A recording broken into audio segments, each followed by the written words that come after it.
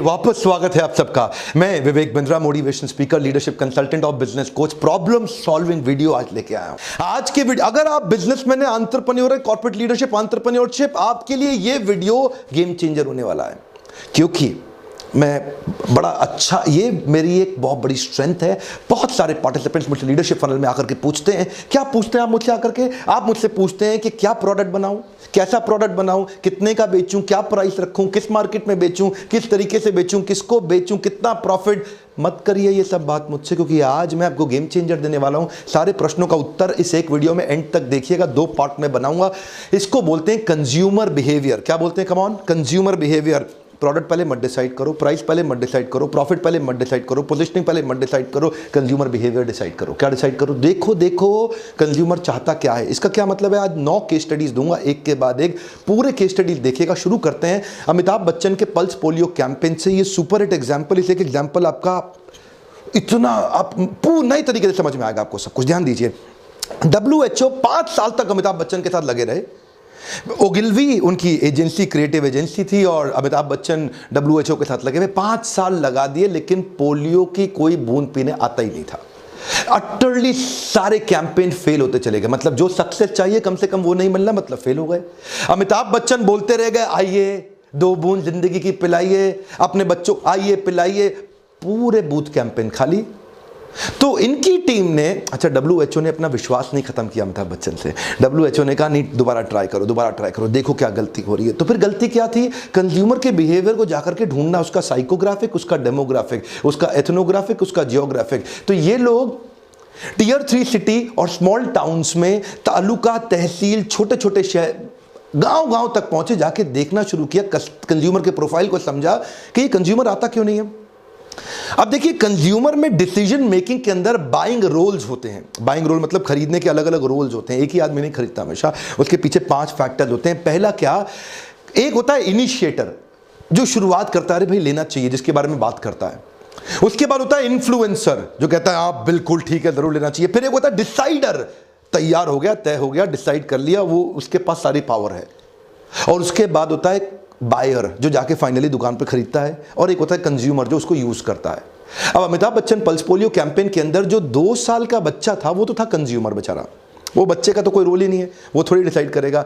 लेकिन जो उसकी गांव के अंदर 2 साल का बच्चा जिसको पोलियो पिलाना है, उसकी मां की उम्र थी 20 साल 22 साल। वो 22 साल की मां, जिसके सास और ससुर 50 और 55 साल के हुआ करते थे, और 50-55 साल के सास ससुर वो कहते थे भाई मेरे बच्चों को पोलियो थोड़ी हुआ है इसको क्यों पोलियो इसको बूंद पिलाने की जरूरत नहीं है, पोलियो होएगा तो बूंद पिलाएंगे, अभी क्यों पिलाएं। तो वो भेजते नहीं थे उसको। यानी कि वो इन्फ्लुएंसर और डिसाइडर थे। और यहां इन्फ्लुएंसर और डिसाइडर के ऊपर काम ही नहीं किया अमिताभ बच्चन की टीम ने। क्यों? क्योंकि अमिताभ बच्चन आके प्रार्थना करते थे, रिक्वेस्ट करते थे। अब ध्यान दीजिए, वो 50 साल के सास और ससुर जो घर में बैठे थे पीछे, वो सास जो घर में बैठी थी, वो 1970s में अमिताभ बच्चन को एंग्री यंग मैन देखती थी। अब ये अमिताभ बच्चन जो एंग्री यंग मैन थे, आज भी मैं गिरे हुए पैसे नहीं उठाता, मैं आज भी फेंके हुए पैसे नहीं उठाता। वो बड़ी, आपने देखी हुई है ना, ये कई मूवीज देखी हैं। वो पोजीशनिंग बड़ी सॉलिड उनके दिमाग में छपी थी। इधर अमिताभ बच्चन आकर रिक्वेस्ट करता था, उनको रजिस्टर ही नहीं होता था। अमिताभ बच्चन हाथ जोड़ता था, उनको, अमिताभ बच्चन को उन्होंने एंग्री यंग मैन देखा, वो रजिस्टर ही नहीं होता था। अमिताभ बच्चन हाथ जोड़े, उनको रजिस्टर ही ना हो, क्योंकि उनके हिसाब से तो Amitabh Bachchan angry young man था। इन्होंने कंज्यूमर बिहेवियर को जाके, उसको साइकोग्राफिक, उसको डेमोग्राफिक को समझा। इन्होंने एड कैंपेन चेंज करा दिया। बोला अमिताभ बच्चन साहब सब कुछ चेंज कर दो, वापस उसी रोल में आ जाओ। बच्चन साहब गुस्से में आ गए, कब से कह रहे हैं तुम्हारे को, और वो उतना गुस्से में, उनके टोन में तो बोल नहीं सकता, आपने पीछे ऐड देखी होंगी। बस यही एक दिन देखना बाकी रह गया था। जब सब बहाने खत्म हो गए तो कुछ लोगों ने अपने बच्चों को पोलियो की खुराक न देने का एक नया बहाना खोद निकाला। जा, अरे भेजा है या भेजवा दूं? वो उन्होंने कितना गुस्से में आकर के बोला, एकदम इनको रजिस्टर हो गया। क्यों? इन्फ्लुएंसर डिसाइडर थे यहाँ पे ये। और अमिताभ, और उसके बाद क्या हुआ जी, पूरे पोलियो बूथ भर गए, और सब आ गए। उनसे पूछा अभी कैसे आ गए, अभी कैसे आ गए? बोला वो बच्चन साहब गुस्से में थे ना, इसीलिए आ गए हम लोग। हाँ, यही बात है। आप प्रोडक्ट क्या दे रहे हैं? प्रोडक्ट तो वही था ना, पोजिशनिंग क्या दे रहे हैं वो तो वही थी, प्राइसिंग क्या फ्री का था, लेकिन फिर भी नहीं बिक रहा था। फ्री की चीज भी लोग यूज नहीं कर रहे। ध्यान दीजिए, कंज्यूमर बिहेवियर को घुस के देखना पड़ेगा आपको। मैं बहुत सारे एग्जांपल्स आपको देना चाहता हूं।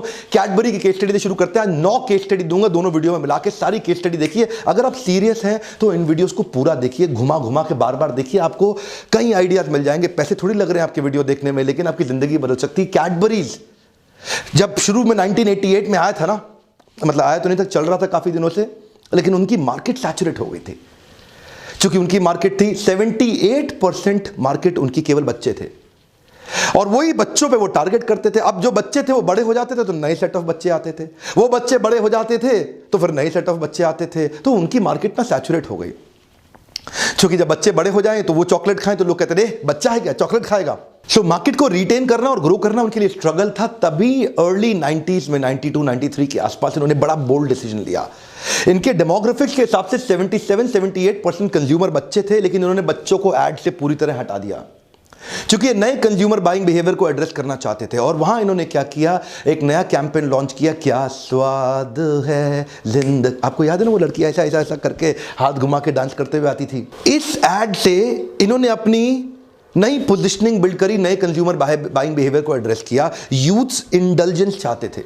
Youths wanted to acquire the licence of indulgence. उनको भी इंडल्जेंस चाहिए, उनको भी मजा चाहिए लाइफ में, उनको भी एक्साइटमेंट चाहिए।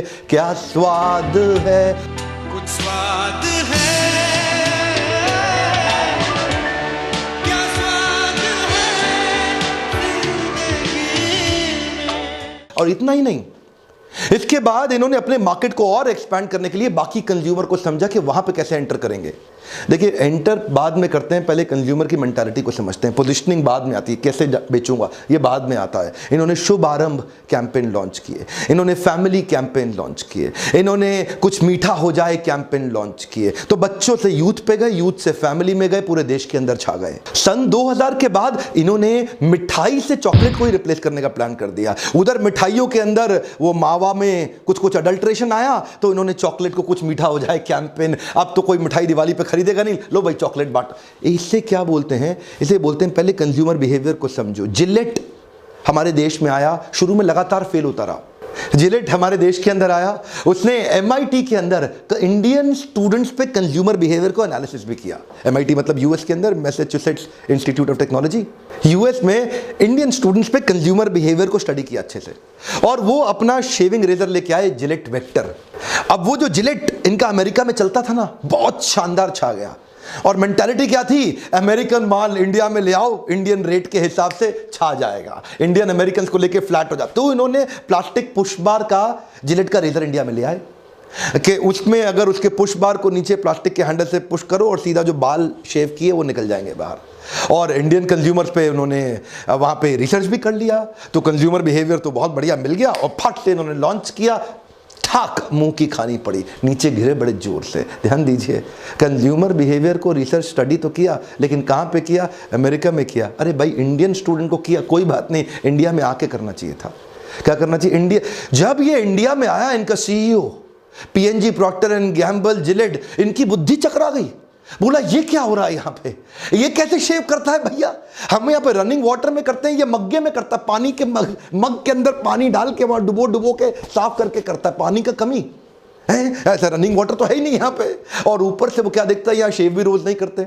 शेव भी इंडिया में लोग पैसे बचाने के लिए 2 दिन 3 दिन बाद गांव तक गए, 3 दिन बाद जाके शेव करेंगे। और उतना ही नहीं, उसके बाद इंडियन बाल भी थोड़े मोटे हैं, बेचारे अमेरिकन के बाल भी पतले थे। अब ये अच्छा, उसके बाद जब ये धोए, उसके अंदर मग में डुबो करके, तो वो साफ ही ना हो रेजर। तो ये इनकी बुद्धि चकरा गई, बोला ये क्या हो गया। अरे कंज्यूमर बिहेवियर को घुस के प्रोडक्ट बेचने में लगे थे ना पहले। कम ऑन, क्या कर रहे थे, प्रोडक्ट बेच रहे थे। फिर बता रहा हूं, याद करिए, प्राइस बाद में डिसाइड करो, प्रोडक्ट बाद में डिसाइड करो, पोजिशनिंग बाद में डिसाइड करो, प्रॉफिट बाद में, पहले क्या करो, कंज्यूमर बिहेवियर। अब उसके बाद उन्होंने यहाँ की रिसर्च करी, 18 महीने की रिसर्च करी। उसके बाद डिटेल्ड रिसर्च के बाद इन्होंने प्रोडक्ट में बड़े चेंजेस लेके आए। अब जो प्रोडक्ट बनाया इन्होंने, क्योंकि पहले क्या था, वहां पे शीशा है नहीं, हाँ, और लोग जमीन पे बैठ करके मग में डुबो के शेव करें, तो अब इन्होंने पूरा तरीका चेंज कर दिया। पहले तो प्लास्टिक पुश बार के अंदर बाल फंसे रह जाते थे। अच्छा, यूएस के अंदर क्या था, सॉफ्ट वाटर था, इधर पानी भी हार्ड है, अब वो सॉफ्ट वाटर में पुश बार में ऐसा डाले तो एकदम सारे बाल बाहर, इसमें बाल अंदर घुसे रह जाते थे। इंडियन लोग परेशान, उन्होंने क्या, अरे छोड़ इसको, वो ब्लेड तोड़ करके उसके अंदर उस तरह के अंदर घुसा करके आधा आधा ऐसा मार के उसी से साफ करें, पैसे भी बचेंगे या पैसा भी ज़्यादा लगेगा। परेशान हो गए जिलेट वाले। अब चेंज किया उन्होंने, नए प्रोडक्ट लेके आए, वो फ्लेक्सी हैंडल के लेकर के आए जिससे वो किधर भी कैसे भी चलेगा। और ध्यान दीजिए, अब रेजर का उन्होंने क्वालिटी बिल्कुल इंडियन पोजीशनिंग के हिसाब से, कंज्यूमर बिहेवियर के हिसाब से प्रोडक्ट की पोजीशनिंग की तैयारी करी, नया प्रोडक्ट बनाया। इसको बोलते हैं रिवर्स इनोवेशन। कम ऑन, क्या बोलते हैं? Reverse innovation. ये मत सोचो पहले कि बेचूं मैं, कैसे बेचूं, कैसे बेचूं, कैसे बेचूं। पहले ये सोचो कंज्यूमर बिहेवियर है क्या, उसके बाद जाके प्रोडक्ट बनाओ, फिर सोचो कैसे बेचूं, किस प्राइस पे बेचूं, किस प्रॉफिट के लिए बेचूं। और उसके बाद इनके जिलेट प्रेस्टो, जिलेट गार्ड इतने छा गए देश के अंदर कि ये विदेशी कंपनी आज देश में बहुत बड़ा मार्केट शेयर ली बैठी है। देखिए, प्रिंसिपल है, प्रिंसिपल हो तो आप भी इंडियन ऑर्गेनाइजेशन पूरी दुनिया में छा जाओगे। प्रिंसिपल को पकड़ लो, और प्रिंसिपल को मत पकड़ो तो लल्लू लाल बन के गल्ले पे बैठे रह जाओगे। इसीलिए अपने ऊपर इन्वेस्ट तो आप करना नहीं चाहते। आप चाहते नहीं कि आप ट्रेनिंग में आए, आप यूट्यूब पे वीडियोस देखिए, आप लर्निंग डेवलपमेंट पे इन्वेस्ट करें, आप किताब पढ़ें। आप सोचते होंगे इसमें आपके लिए क्या है करने के लिए। आपके लिए सबसे पहली चीज है अपने कंज्यूमर को, देखिए, कैप्चर योर क्लेम। क्या? दोबारा सुनिए, कैप्चर योर क्लेम। आपका क्लेम है मार्केट में, आपका क्लेम पूरा रेडी है मार्केट में, उसको कैसे कैप्चर किया जाए, कैसे जाके उसको पकड़े, amplify your message to your actual exact perfect customer. हर एक को माल बेचने में लगे हो आप। आपको लगता है जो मर्जी आ जाए हर एक को बेच दूं, हर एक को माल नहीं बेचते।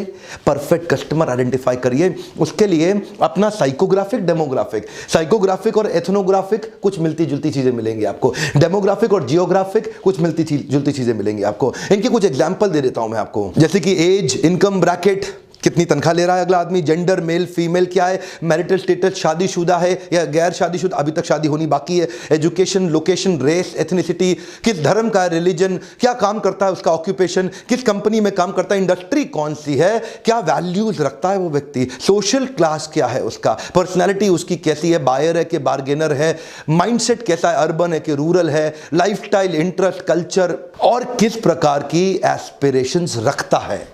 ऐसे आप सारी चीजों से लेकर पहले परफेक्ट कस्टमर का प्रोफाइल बनाइए, उसके बिहेवियर को स्टडी करिए जाके, उसके साथ उठिए बैठिए। आज तक मारुति सुजुकी जिसने ऑल्टो गाड़ी बना दी, आज तक उस ऑल्टो को ऊपर चलाए रखने के लिए वो कंटिन्यूअसली रिवर्स इनोवेशन पे काम कर रहा है। जितने की गाड़ी उसने 15 साल पहले लॉन्च करी थी, आज भी उतने की बेच रहा है। इतना इन्फ्लेशन आने के बावजूद अपनी कॉस्ट को कम रखने के लिए कंज्यूमर के एग्जैक्ट बिहेवियर को पढ़ के पोजिशनिंग कर रहा है। One of the world's largest highest selling car आज मारुति प्राइड देखता, वो बहुत, मारुति इतना खुश है अपने इस ऑल्टो के कारण। जानते हैं क्यों? उन्होंने ऐसी गाड़ी बना दी जिसको कोई बीट ही नहीं कर पाया। इतनी बिकी क्यों? कंज्यूमर बिहेवियर को पहले स्टडी। आज मारुति में, आपको जानते हैं ना, मैंने बहुत ट्रेनिंग किया है मारुति में, कई दफा अवार्ड लिए हमने मारुति से। मारुति की जब R&D सेंटर के लोगों से मिलते तो हम देखते हैं कि वो बहुत वेट करते हैं एक एक कैटेगरी पर लॉन्च करने के लिए। एस क्रॉस के लिए उन्होंने अलग तरीके से किया। इनफैक्ट ये जो गाड़ी थी रेनो डस्टर, ये डस्टर जैसी इंटरनेशनल लाई थी वैसे थोड़ी आके लाके सेम लॉन्च कर दिया यहां पे।